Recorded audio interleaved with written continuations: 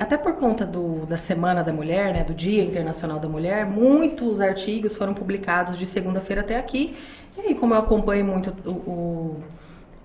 sites de comunicação, eu acabei lendo alguns, eu acho interessante até isso que a Renata colocou.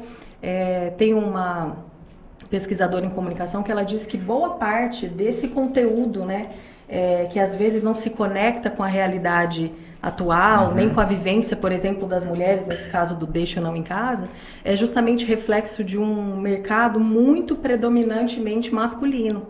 E a gente hoje, por mais que tenham mulheres, né, fazendo cada vez mais parte de cargos de liderança, inclusive na comunicação, a gente ainda sofre, né, por isso, por ser uma situação histórica. Então, historicamente, né, você tinha muito mais pessoas, homens, exercendo esses cargos, inclusive na direção de arte. Eu já ouvi muita gente comentando assim, porque tem uma competição, infelizmente, né? Como se fosse benéfico para algum lado, né? Os homens produzem mais literatura, né? Voltado mais para minha área como poeta mesmo. É óbvio que vai ter, né? Porque as mulheres tinham que usar pseudônimos, elas não podiam escrever, elas não podiam andar no gramado das academias, elas eram proibidas de ter acesso a bibliotecas. Então é óbvio que isso é histórico, porque era nos negado esse espaço. É importante a gente falar disso, porque muitas vezes a gente conversa com pessoas que acham que é o famoso mimimi. E eu até vi essa semana no Instagram, eu achei lindo, assim, mimimi é toda dor que não dói na gente. E eu acho que é muito isso. Nossa, lindo. Quando você, eu acho que é o típico discurso de quem não consegue ser empático, né? Se colocar no lugar do outro, né? Exato. Se colocar no lugar dessa... eu tive que produzir bastante conteúdo, né? Para atendendo clientes, freelas, enfim, do Dia da Mulher. E eu tava com um pensamento muito, assim, incomodando. Que a gente cai nos clichês, né? Então, assim, uma mulher é tudo que ela quiser, por exemplo, né? Mas com que mulher a gente tá falando? A gente tá falando com uma mulher dona de casa, com uma mulher empoderada, com uma mulher empresária, com uma mulher mãe solteira. Quem é essa mulher que a gente tá falando que ela pode tudo que ela quiser, sabe? Então, acho, fazendo um gancho, que é importante a gente ter consciência que a gente tá falando de uma mulher que são diversas mulheres. E é bonito isso, a publicidade hoje se reinventar, de conversar e ter coragem de ver que não existe um padrão de mulher, né? Não existe um padrão de beleza para essa mulher.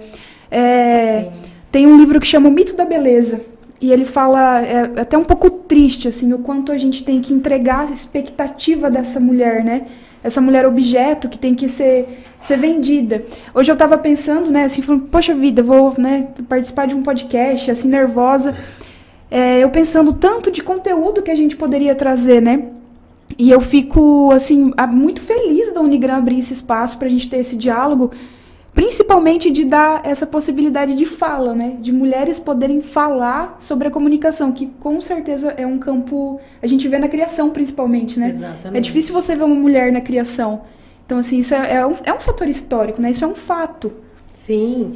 E um ponto importante nisso que a Renata acabou de dizer, eu coloco a importância da instituição de ensino, do curso de Publicidade e Propaganda aqui em Dourados, né? Há 15 anos quase que eu saí de Dourados para estudar, que não existia esse curso aqui, o mercado provavelmente era muito diferente do que a gente vê hoje. Sem dúvida. Então, assim, a inserção dessas mulheres, que eu conheço muitas, excelentes profissionais na área da criação, da redação, inclusive, também...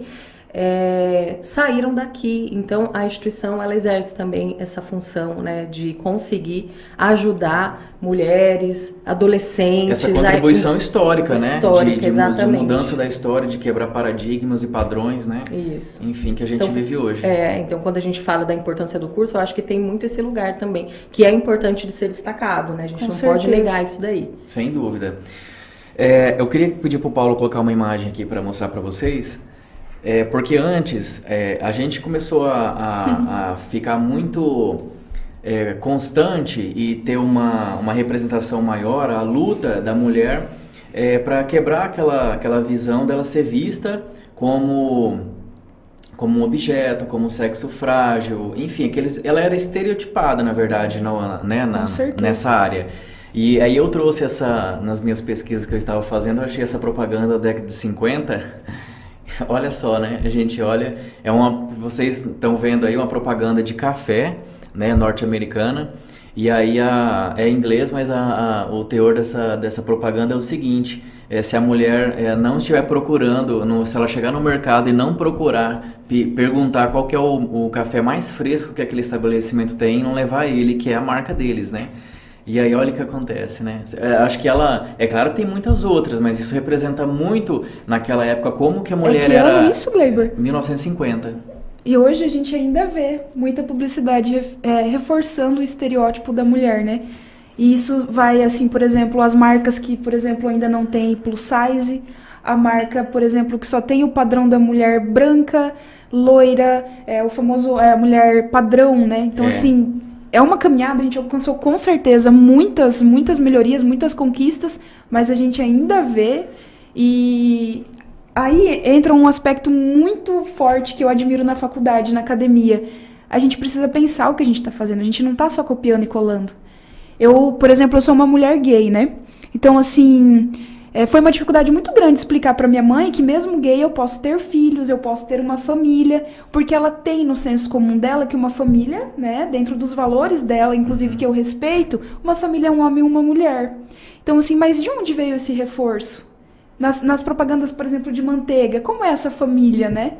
Aí eu não tô dizendo de forma alguma que eu quero, né? Meu Deus, a Renata falou que tá acabando com a errado, família, que não de é forma único, alguma. não é? Exato, eu só tô dizendo o quanto é poderoso essa mensagem que a gente passa, né? O quanto isso tem força dentro das casas, Mas isso né? é bacana porque hoje a gente vê já É claro que isso está muito longe do ideal, mas a gente já percebe que as próprias empresas, né, elas já estão atentas a esse tipo de conteúdo, né, a atender esse tipo de conteúdo, porque, inclusive, você tem várias campanhas, né, eu acho que foi até o Boticário que lançou uma com o Dia dos Namorados, né, que teve casais gays e tal, então...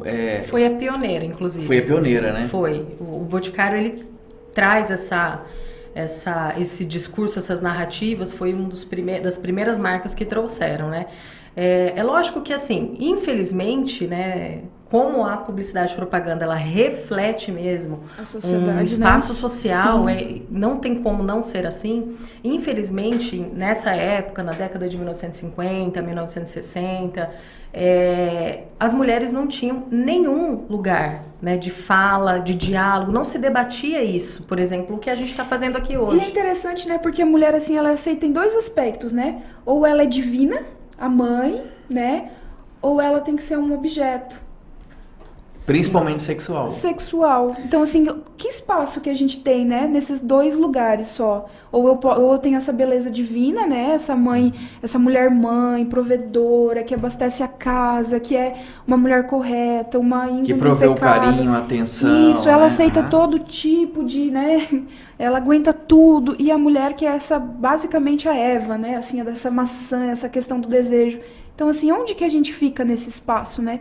Eu vejo muita publicidade refletindo conquistas nesse sentido. A gente tá podendo ser as variáveis Sim. das mulheres que somos, sabe? É justamente essa mudança, né, ideológica, social e também cultural, que a propaganda, que a publicidade acaba refletindo, e aí a gente vê uma mudança. Você hoje, uma campanha como essa, inclusive, nem legalmente ela é permitida. Exatamente. Né? É verdade. Então, assim, só para comprovar que é realmente... Mas e por que hoje não é permitida? Porque ao longo do tempo tiveram pessoas que lutaram para que por esses direitos, né?